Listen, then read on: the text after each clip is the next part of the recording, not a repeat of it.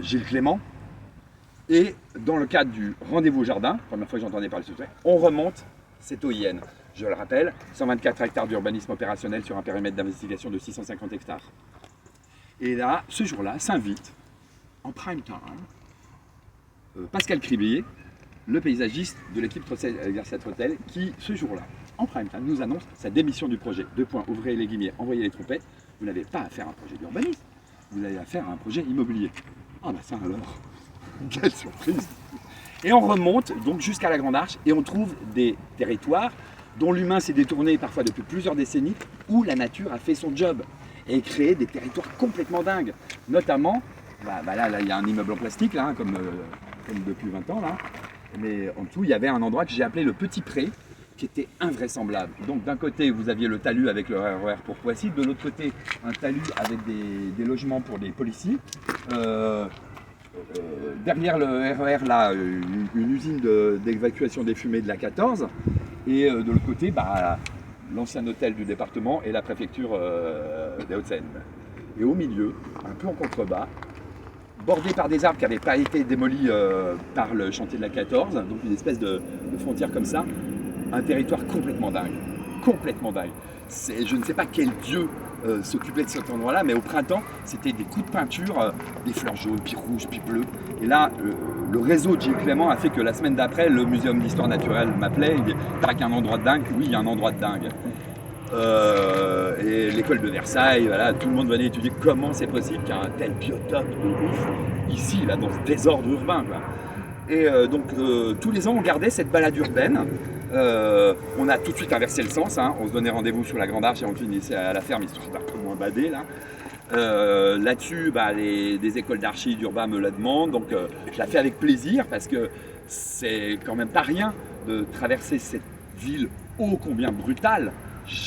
Mon analyse depuis 32 ans que je suis là, et je me dis mais je crois que Nanterre est la ville qui concentre la quasi-totalité des pires caricatures de l'urbanisme contemporain. Enfin, 2 chantiers d'autoroute dans la même ville, des zones industrielles, et puis après l'esclavage de toutes ces villes à forcerie populaires au service de Paris. Il faut accorder ça, tu vois, ils ont fait ce qu'ils ont pu, hein, les cocos. Là-dessus, Sarkozy, au moment où il était ministre de l'Intérieur, qui sortait ses crasses, vous en avez marre de cette racaille, je vais nettoyer au Karcher, il s'était aussi autorisé à classer 24 quartiers hautement criminogènes honte de la France, dont cet extraordinaire quartier du Parc. Donc clac, ma balade, je digresse tout de suite sur le quartier pour jacasser un peu, puis après je reviens sur le projet qui irait par la ville, recouvre la ville, le social, et on finit par là. Et en 2008, grâce au bouquin que Bouchin a réussi à m'arracher, ça m'a coupé la chic parce que je savais pas que j'écrivais, que j'avais une plume. J'ai mis 2 ans à m'en remettre. J'ai écrit un bouquin dans la collection qui dirigeait chez Actes Sud. Je fais du feu. Dans la collection L'Impensé. Et là, le rendez-vous jardin 2008, coproduction Actes Sud, Paris La Défense, l'école du paysage de Versailles, le Muséum d'Histoire Naturelle, une nuit de musique, une nuit de théâtre, une nuit de cinéma, des ateliers, des conférences, un marché paysan, une librairie et 1 millier de personnes qui viennent dans le week-end et qui me balancent sans arrêt. Merci Roger pour ce moment d'optimisme. Je fais ça moi, je rends les Français optimistes en 2008, donc comme si une chape de responsabilité me tombait sur les épaules. Et là je dis ok, je passe la 2e vitesse, la balade devient mensuelle. 6 mois après, les bulldozers s'abordent ce Petit Pré. Ah putain, j'en ai les larmes aux yeux, ça me revient, je dis merde, si je commence à chialer pour l'urbanisme, je suis pas sauvé encore.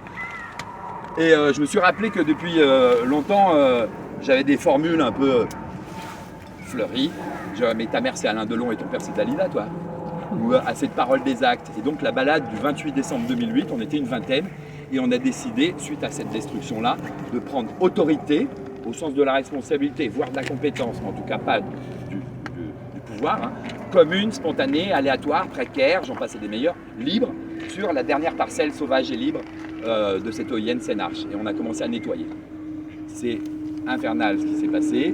Je vais peut-être m'arrêter là. Si, allez, je vais encore foutre un coup de pied au cul à cette mairie de gauche. Je leur dois un truc, ils m'ont rendu embarrassé du manichéisme des partis. Il y a des partis, moi je croyais que j'étais à gauche, mais là, ils m'ont fait mal quand même. Ils m'ont fait très très mal. Surtout il y a 3 ans quand ils ont déclaré la guerre et qu'ils m'ont envoyé un courrier tellement sale, où ils faisaient carrément affaire à référence à la tuerie du conseil municipal. Enfin, vous voyez, vous comprenez que je ne peux pas rester calme. 11 ans après la démolition, autour de Noël 2008. C'est la première fois qu'on faisait un Noël clochard d'ailleurs. Le 24 décembre, on faisait une grosse stuff avec tous les cassos du village, c'était assez bien. 11 ans après, dans le Nanterre Info, le magazine mensuel, il y a les 2-3 pages de pub réglementaires, ensuite le sommaire, et ensuite, comment ça s'appelle? Le communiqué du maire, comment ça s'appelle? L'édito. L'édito, voilà, l'édito du maire. Et en dessous, il y a toujours sur fond noir la photo du mois. Et donc en juin 2019, c'est-à-dire 11 ans après la destruction, la photo du mois, le sous-titre c'était 6 hectares d'espace vert. Eux, le maire de Nanterre, avec eux le président du département, avec eux la directrice de Paris La Défense, inaugurent les dernières terrasses. 6, 7, 8. À cette occasion, le maire n'a pas manqué de rappeler comment la mairie de Nanterre s'était beaucoup battue pour la création de 6 hectares d'espace vert dans le cadre de l'OIN Sénarche. Je rappelle, 124 hectares d'urbanisme opérationnel sur un périmètre de 650 hectares. 6 hectares sur 650, franchement, il n'y a pas trop de quoi se la péter. Et la photo du mois qui illustre ça, c'est une famille qui pique-nique sur le gazon synthétique. Voilà. Allez.